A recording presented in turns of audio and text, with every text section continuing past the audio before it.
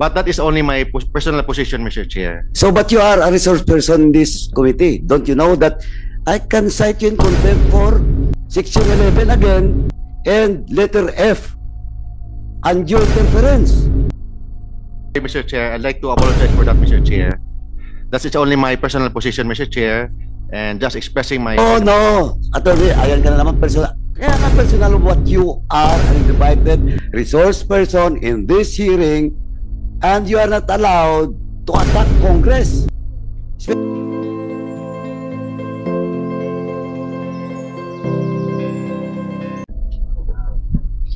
We have here a letter from Mr. Jeffrey K. Celis, addressed to the Chairman, Honorable Gus Tambunting, Committee on Legislative Franchises, is dated December 11, 2023, and I quote, "For humanitarian appeal and requests for consideration based on justice.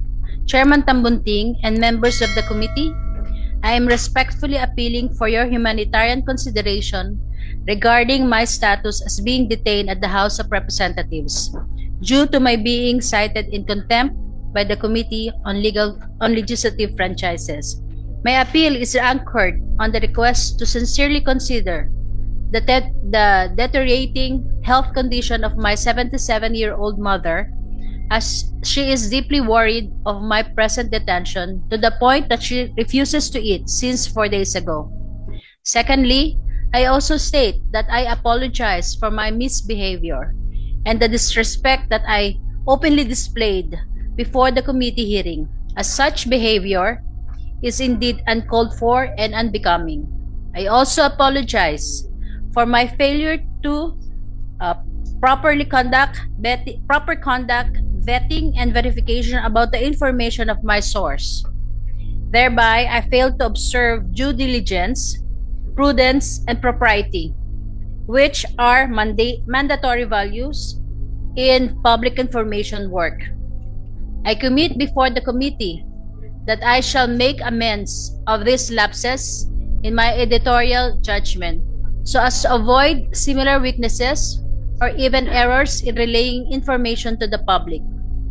May the spirit of justice and fairness be your objective basis to grant affirmative action regarding my humanitarian appeal." And he ended, "Happy holidays to all. Sincerely, Jeffrey K. Celis." And it is signed by the sender, Your Honors. Point of order, Mr. Chair. What is the point of order of the Honorable J.J. Suarez? Can I just ask when did we receive this letter? Comsec. Your Honors, this letter was received while we are doing our hearing this morning. So in other words, it was done earlier today. Yes. Yes, Your Honor. Was Mr. Celis alone when he did this letter, or was he under the supervision of his lawyer? Mr. Chair, he was alone, Mr. Chair. He was alone? Yes, Mr. Chair. So, Mr. Chair, can I just ask the lawyers? Can I proceed? Please proceed. You have the floor. Thank you very much, Mr. Chair. Attorney Tolentino, do you confirm the letter of your client? Yes, Mr. Chair. And do you agree with everything that he has stated in his letter of request and apology? Yes, Mr. Chair. Okay, that's all I have to ask, Mr. Chair. Then I have some points of clarification for the with regards to this issue later. Mr. Chair, point of clarification also. Another point of clarification by our Senior Deputy Speaker, the Honorable Don Gonzales. You are recognized. Thank you, Mr. Chairman. Mr. Chairman, did Mr. Celis filed a Rule 58 or Rule 65 in the higher court, Mr. Chair?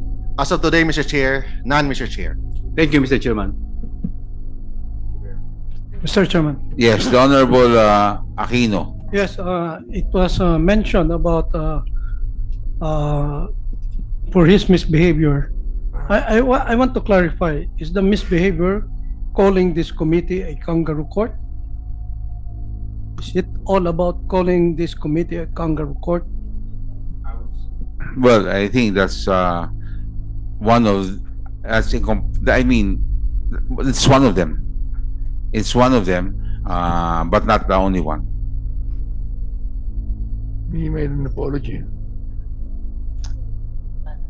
The Honorable Abante. Mr. Chair, before I make a motion here, I'd like to ask the attorney here, who delivered the letter here? We have no personal knowledge, Mr. Chair, who delivered the letter. But before the hearing this morning, Mr. Chair, I met Caselis and Miss Lorraine Badoy, Mr. Chair, and Ka Eric told me that he's going to write a letter. That's what I know, Mr. Chair. Mr. Chair, do you think, Attorney Mark, that Caselis is really apologetic and that he is sincere in his letter? Yes, Mr. Chair. Very apologetic, Mr. Chair. And very humble, Mr. Chair. So it means that he is remorseful of what he did. I believe so, Mr. Chair. Mr. Chair, upon hearing the letter and upon hearing the testimony of his lawyer, yes. Mr. Chair, Yeah. Mr. Chair. I think there are other people that would like to ask a question or have a manifestation. But before that, the chair would like. Thank you, Mr. Chairman.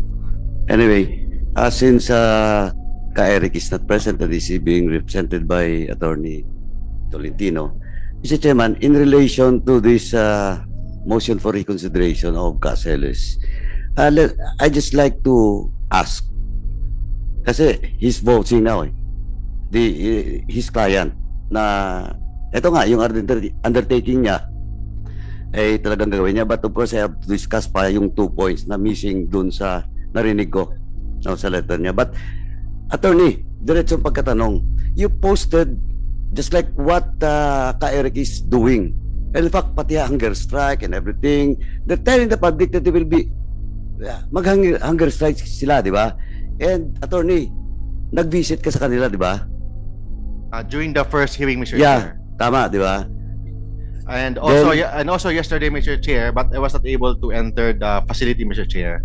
We're not allowed by the security. Yeah, Mr. but Chair. do you confirm that during your visit, nag-post ka sa Facebook? And ang caption doon, visiting my 2 clients,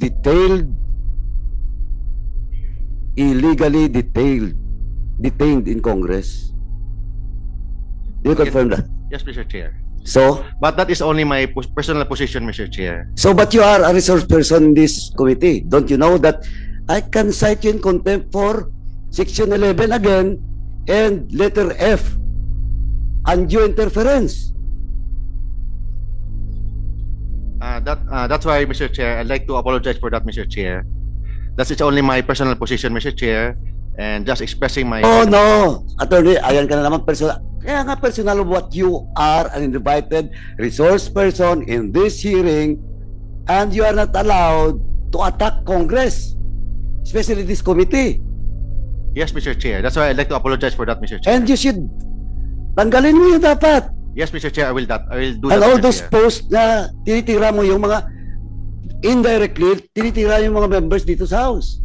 That's why, Mr. Chairman, just to manifest, paano ako maniniwala dito? Natitindigan niya yung statement ng affidavit ng kliyente niya kung siya mismo may problema dito sa conduct niya, behavior niya after and outside this committee hearing. Of course, depende yan sa committee if they will accept your apologies. But of course, I just want you, Attorney, don't do it again. And do you commit na tanggalin mo yun, yung mga post mo? After Yes, this hearing? Yes, Mr. Chair, I will. Okay.